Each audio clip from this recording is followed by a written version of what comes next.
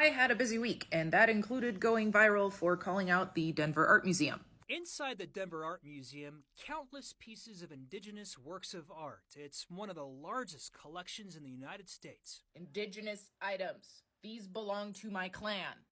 The Denver Art Museum is being an asshole. But over the last week, anger has erupted over historical items from the Tlingit people in Alaska. Birdie Sam is a member of the tribe and recently created this TikTok video. She expresses frustration over her tribe's repeated attempts to get items returned from the museum.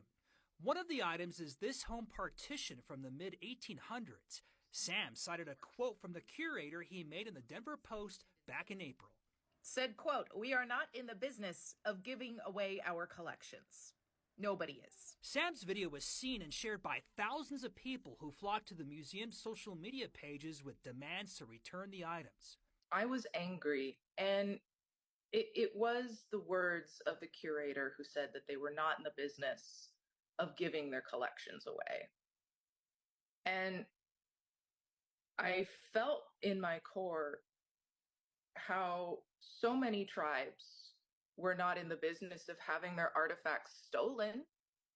And that's how so many of these museums acquired their collections, through unethical means. There is a decades-old federal law that actually requires museums to return sacred items when a tribe makes a claim.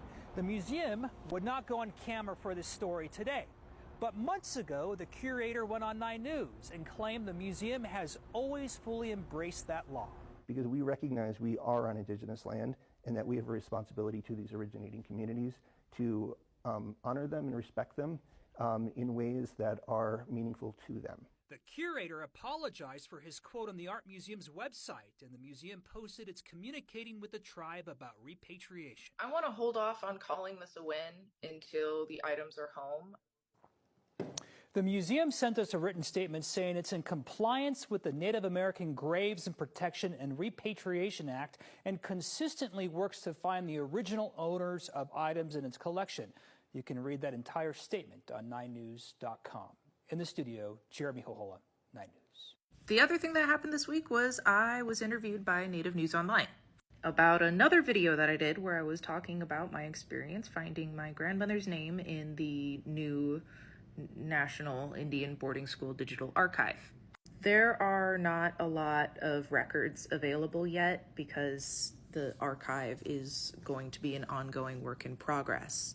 But it was a lot of validation to see her name and to see an acknowledgement of this history. Anyways, I'm going to go back to this conference I'm at about amplifying Indigenous voices. Toodaloo!